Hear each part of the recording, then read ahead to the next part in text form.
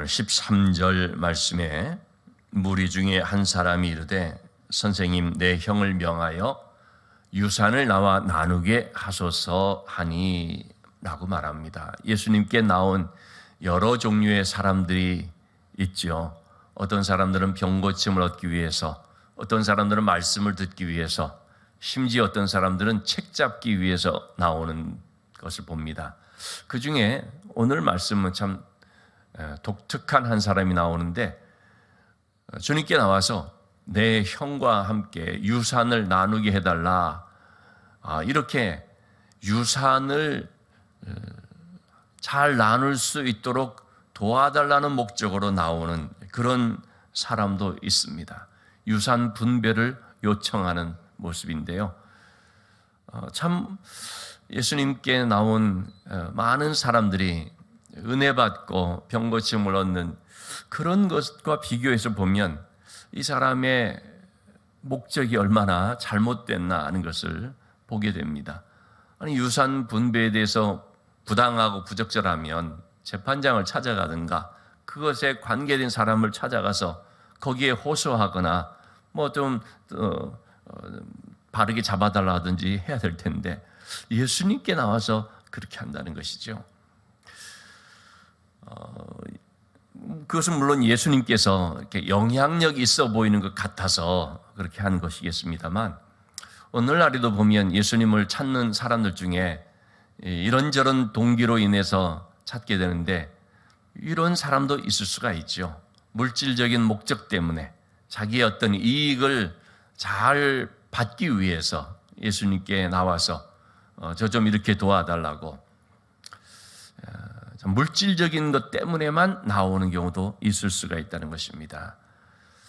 우리가 하나님에 나와서 기도할 때도 마찬가지입니다. 오직 물질적인 목적으로만, 더 많은 물질을 얻기 위한 그런 의미에서 하나님께 기도하는 경우들도 있을 수가 있습니다. 그래서 무조건 예수님께 나왔으니까 뭐 다 됐다라고만 볼 게 아니라 자꾸 우리는 그 동기를 살펴봐야 된다는 것이죠.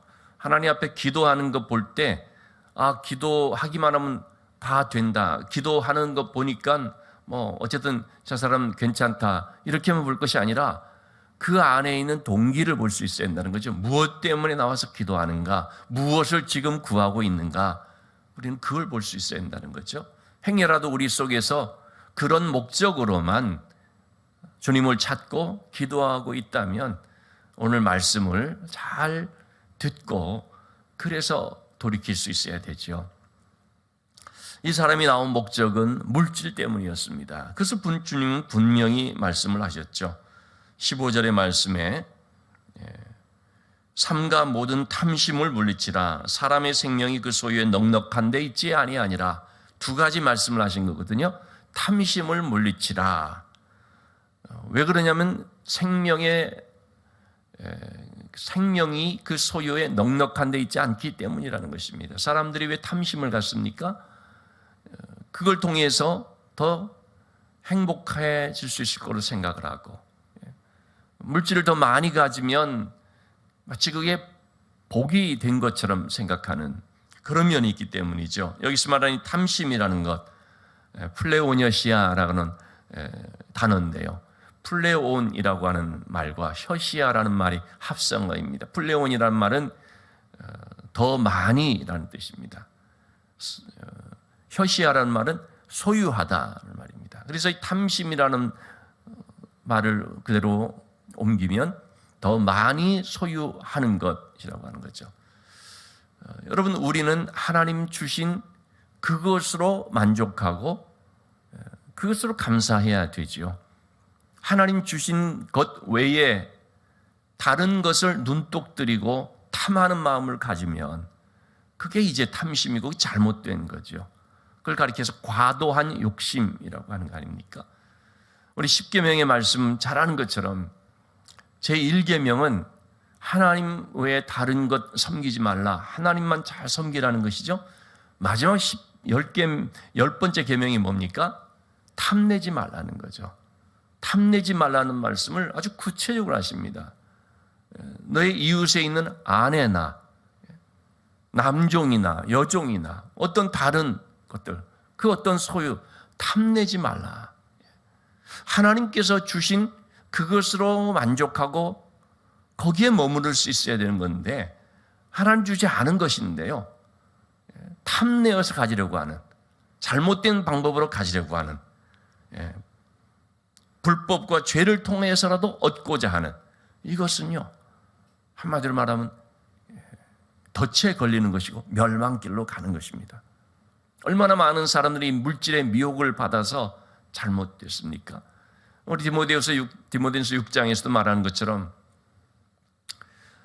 돈을 사랑함이 일만하게 뿌리가 되나니, 돈 자체를 일만하게 뿌리라고 말하는 것이 아니죠. 돈을 사랑함이 그랬습니다. 그건 물질을 탐하는 마음을 가리켜서 말하죠.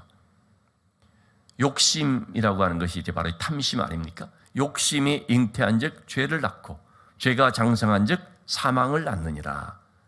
그래서 주님은 이 탐심을 물리쳐라 라고 말씀을 하고 있습니다. 사람들이 왜 탐심을 갖는다는 것입니까? 더 많이 소유할수록, 더 많이 쌓아둘수록 거기에서 내 삶이 넉넉해지고 또는 평안해지고 만족스럽고 행복하게 될 것, 이렇게 생각하기 때문이죠. 근데 주님은 전혀 그렇지 않다는 것을 지금 말씀해 주고 있습니다. 그래서 이제 한 비유로 그것을 좀 이제 또 다시 한번 풀어 설명을 해 주시는데요.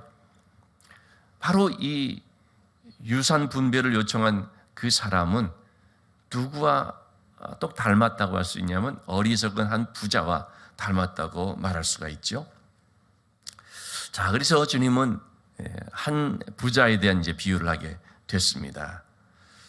그 부자는 밭의 소출이 풍성하고요, 지금도 아주 넉넉한 가운데 있다는 것이죠. 그런데 또 농사를 크게 이제 해서, 그래서 곡간이 다 찼으니까 곡간을 또 새로 짓고자 합니다. 모든 곡식과 물건을 거기 쌓아두리라라고 하는 거죠. 자, 본문에 나와 있는 이 사람을 가리켜서 주님은 어리석도다라고 말하는데, 이 어리석다라는 말은 이프론이라는 말인데요, 이 말은 정신없는 자다, 무분별한 자다, 즉 분별할 줄 모르는 자다 하는 그런 뜻입니다. 무엇이 중요한지를 분별 못하는 것입니다.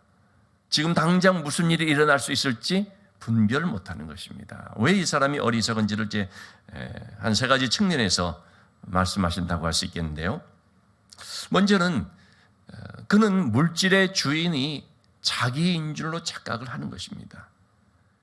그는 말하기를 18절의 말씀에 내가 이렇게 하리라, 내 곡간을 헐고 더 크게 짓고 내 모든 곡식과 물건을 거기 쌓아두리라.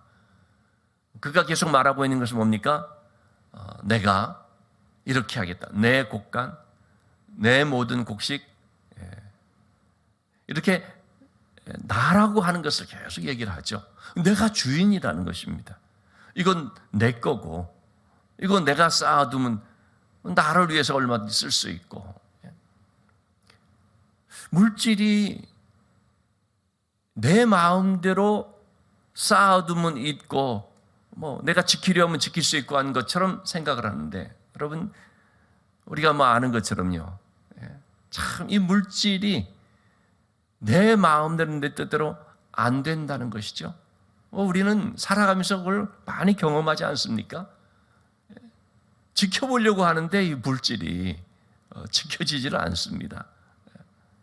그야말로 내 손 안에 있다 생각하는데 이게 그냥 마치 물을 움켜줬는데, 물을 움켜쥐고 딱 펐는데 다 새나가 버리는 것처럼, 우리가 이 세상 살면서 이 물질이 얼마나 줄줄 새어나가 버리는지 너무나 우리 많이 경험하지 않습니까?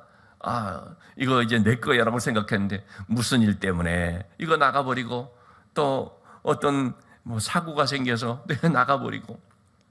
절대로 물질은 내가 주인이 될 수가 없습니다. 하지만 여러분, 내 뜻대로 그를 뭐 쓸 수 있거나 뭐 내 뜻대로 참 이게 뭐 나한테 있거나 그러지 못한다는 것이죠. 물질의 주인은 하나님이십니다. 꼭 물질만이 아니죠. 내게 있다고 생각되는 모든 것들이 사실은 다 주인이 하나님이시고 하나님이 주관을 하시는데요. 어리석은 이 부자는 내가 주관할 수 있는 것처럼 생각을 해버린다는 것입니다. 특히나 내 거라고 생각을 하기 때문에 어떻습니까? 내 마음대로 쓸 수 있다. 물질을 내 거로 생각하는 그 생각이 참 잘못된 부분이 이런 것입니다. 내 거기 때문에 내 마음대로 쓸 수 있다. 그래서 흔히 그런 얘기 하지 않습니까? 내 돈 내 마음대로 쓰는데 당신이 무슨 상관이냐 뭐 이런 식으로 말이죠. 절대로 여러분 물질은 내 것이 아니거든. 하나님의 것이지 않습니까? 그래서 우리는 나에게 설령 물질이 좀 주어졌다 할지라도 이것을 어떻게 쓸 것인가를 놓고서 하나님 앞에서 생각을 해야 되는 거죠. 하나님 기뻐하시는 것이 무엇인가? 하나님께서 나에게 이것을 맡겨주셨을 때, 하나님이 또는 나에게 이것을 허락해 주셨을 때 어떻게 쓰시기를 원하시는가? 항상 이 부분을 놓고 생각을 해야 되죠. 내 마음대로 쓴다면 그건 뭐 내가 주인이니까 그럴 수 있다지만 내가 주인이 아니기 때문에 하나님께서 원하시는 쪽으로 어떻게 쓸 수 있을 것인가? 저도 우리 교회에 참 하나님께서 여러 가지 모양으로서 좀 채워주셔서 그래서 우리가 대외적으로 선교와 구제 등의 이제 많은 사역을 할 수가 있게 되는데요. 그렇게 하는 것들이 어떤 고민에서 나오는 것이겠습니까? 이걸 어떻게 쓰면은 하나님 앞에 합당한 것이고 하나님 기뻐하신 것일까? 어떻게 사용하는 것이 좋을까 하는 거죠. 특히나 여러분 이 물질을 가지고서는 정말 잘 써야 되는 거죠.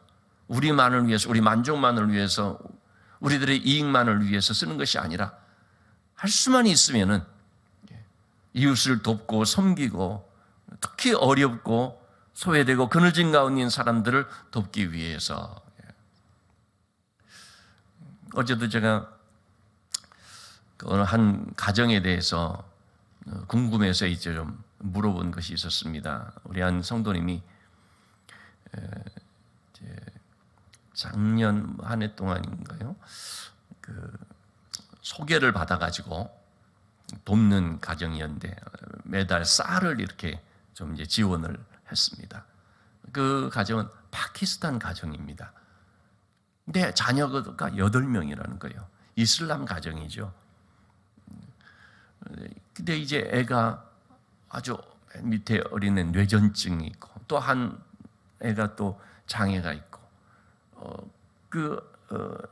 남편 혼자 이제 그 아빠 혼자서 벌어서 이제 이 가족을 부양하는데 한 달에 한 200만 원 정도 가지고 가는데 그만 이제 또 큰 어려움을 당해서 수술을 해야 되는 그런 가운데 이제 있습니다. 그걸 저는 몰랐는데 제가 갑자기 생각이 나서 그분들 어떻게 지내고 있냐라고 물어봤습니다. 이제 그 담당 복지사를 통해서 물어봤는데 그랬더니 이런 얘기를 이제 듣게 된 것입니다. 지금 분이 또 수술을 또 해야 돼서 그 동안에 또 이제 생계가 어렵고 하는 이제 이런 것들을 이렇게 쭉 들으면서 정말 참 힘든 가정이구나. 제가 이 마음이 쓰인 거는요. 그 다문화 가정, 이제 소위 파키스탄 가정이고 또 이슬람 가정이기 때문에 그래서 그런 거. 더 이런 우리 한국 사회에 와서 이렇게 힘들게 살면서 교회를 통해서 은혜를 입을 수 있으면 좋겠다는 그런 마음으로 제가 이제 알아본 것이죠. 여러분 어쨌든 우리는요 하나님께서 우리에게 주신 이 물질을 가지고 어떻게 쓸 것인가 늘 고민을 해야 되죠. 왜냐하면 하나님이 주인이시니까. 자, 어리석은 이 사람은 왜 어리석은가? 물질을 많이 가지고 있으면 그것이 자기 영혼의 만족과 평안을 줄 수 있을 것으로 생각을 하고 있기 때문이라는 것이죠. 19절의 말씀 보면 내가 내 영혼에게 이르되 영혼아 여러 해 쓸 물건을 많이 쌓아뒀으니 평안히 쉬고 먹고 마시고 즐거워하자. 물질을 많이 가지고 있는 것이 자기의 모든 평안과 삶을 보장해 준다라고 착각을 하는 이게 너무 어리석다는 것입니다. 그러나 이것은 오늘날 현대인들에게 있어서도 동일하게 주어지는 거 아니겠습니까? 그만큼 사람들이 물질 앞에서 얼마나 어리석게 되는지를 알 수가 없습니다. 여러분 전혀 물질을 통하여서 우리가 무슨 행복이 보장되고 평안이 보장되고 하는 것이 아니라는 사실을 알아야 되죠. 세 번째로 이 사람의 어리석은 것은, 가장 어리석은 것이 바로 이것이죠. 20절의 말씀이 나오는 것처럼 어리석은 자여 오늘 밤 너의 영혼을 도로 찾으면 너의 준비한 것이 누구의 것이 되겠느냐. 자신의 영혼에 대해서는 아무런 준비 없이 살아가는 사람, 이게 어리석은 것입니다. 그래서 21절 말씀에서 하나님 이렇게 말씀하시죠. 자기를 위하여 재물을 쌓아두고 하나님께 대하여 부여하지 못한 자가 이와 같으니라. 물질은 많이 쌓아뒀습니다. 그러나 하나님께 대해서는 정작 쌓아둔 것이 하나도 없는 것입니다. 하나님과의 관계에 있어서는 준비된 것이 하나도 없는 것입니다. 하나님이 영혼을 찾으시면 그는 하나님 앞에 그야말로 빈털터리가 되는, 영적인 아무런 소유하는 것이 없기 때문에, 하나님 앞에 쌓아둔 그것은 전혀 없기 때문에, 겉으로 보면 이 사람은 물질을 많이 가지고 있는 부자인 것처럼 보일지 모르지만 하나님 앞에서는 이 사람은 어떤 모습입니까? 완전 가난한 사람이죠. 그야말로 아무것도 없는 사람입니다. 그만큼 이 사람은 영혼에 대해서 무관심한 사람이었던 것입니다. 육신적으로만, 오직 육신으로. 육신의 삶이라는 것은 잠시 있다가 세상에서 있다가 가는 것인데, 그리고 영원히 하나님 앞에 가는 것인데, 그런데 그는 이 잠시 사는 육신의 겉모습에만 치중을 하고 속사람에 대해서는 빈 깡통처럼 살아버린 것입니다. 어제 우리가 살펴본 것처럼요, 참 이 바리새인들이 겉으로만 꾸미는 신앙생활, 외식하는 신앙생활, 내면의 중심은 하나님 앞에서 너무나 악하고 또는 더러운 것으로 가득한 모습 아닙니까? 이 어리석은 부자도 그와 다를 바가 없는 것입니다. 겉으로 나타나 보니 육신의 삶에만 치중을 해서 그 육신적인 것으로는 이렇게 막 거기에만 관심을 가지고 살았는데, 정작 중요한 하나님 앞에서의 생명, 영혼에 대한 것은 아무것도 없는 그런 점에서 오늘날 현대인들이 얼마나 어리석은 사람들이 참 많은지 알 수가 없습니다. 부자라고 다 그런 것이 아닙니다. 여러분, 제가 어제 유튜브를 통해서 뭘 듣는데요, 참 멋진 크리스찬 부자들도요 많더라고요. 정말 감동이 되는. 어떤 분은 자기의 그 돈을 가지고 이렇게 집을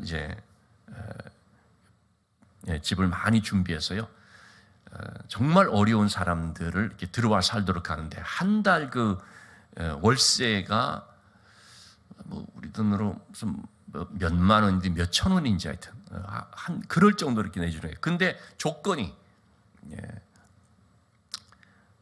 이게 외국 사람인데요, 조건이 매일 아침 저녁으로 사도신경을 하고 주기도문 외우고 찬양하고, 그런 거 안 하면은 나가게 되는 거죠. 그러니까 그렇게 하면서 이 신앙의 길로 인도하는 거 아니겠습니까? 참 우리나라도 마찬가지입니다. 정말 좋은 크리스찬 신앙을 가진 좀 부자들 중에서 아주 이름 없이 빚도 없이 이렇게 하는 분들도 꽤 있는 것을 이렇게 보면서 참 귀하다는 생각을 합니다. 여러분, 이처럼 물질을 많이 갖고 있다 없다 이 문제가 아니라 하나님 앞에서 이 영적으로 얼마나 이렇게 쌓아가고 있느냐, 정말 이것이 참 귀한 거죠. 오늘날 현대인들이 전혀 그렇지도 않지 않습니까? 오직 물질, 그리고 또 그걸 내 것, 그리고 나의 만족을 위해서 쓰는 일들이 많은지 모릅니다. 자, 이런 어리석은 부자에 대해서 말하고 이제 주님은 제자들에게 이런 가르침을 주고 있습니다. 그렇기 때문에 짧게 한 3가지를 살펴볼 수 있겠습니다. 첫째는 물질 때문에 염려하지 말라라는 말씀을 합니다. 이 물질 때문에 염려하는 것은 이방인들 하는 것이다, 세상 사람들이 하는 것이다 라고 말하고 있죠. 이 모든 것은 세상 백성들이 구하는 것이라 라고 하고 있습니다. 자, 왜 우리가 염려하지 말아야 되냐? 하나님께서 세상에 공중에 나는 새라든지 들의 백합화라든지 모든 것들 하나님 기르시지 않냐는 것입니다. 하나님께서 돌보고 있다는 사실을 우리가 알아야 된다는 것입니다. 근데 그것들보다 너희는 더 귀하다. 참새 한 마리가 땅에 떨어지고 팔리고 그거 하나님 다 하신다는 거죠. 근데 너희는 그보다 더 귀하다. 너희는 머리카락까지 다 세신 바가 되었다. 이렇게 하나님께서는 우리를 더 귀히 여기신다는 그것을 우리가 알고 염려하지 말아야 한다는 것입니다. 왜 염려하지 말아야 되냐? 두 번째, 염려함으로써 문제가 해결되지 않기 때문이라는 것이죠. 염려한다고 해결되면 우리는 늘 염려해야 되겠죠. 근데 염려한다고 마음만 상하고 믿음만 약해지고 하나님에게서 멀어지지, 염려한다고 해결되지 않는다는 것입니다.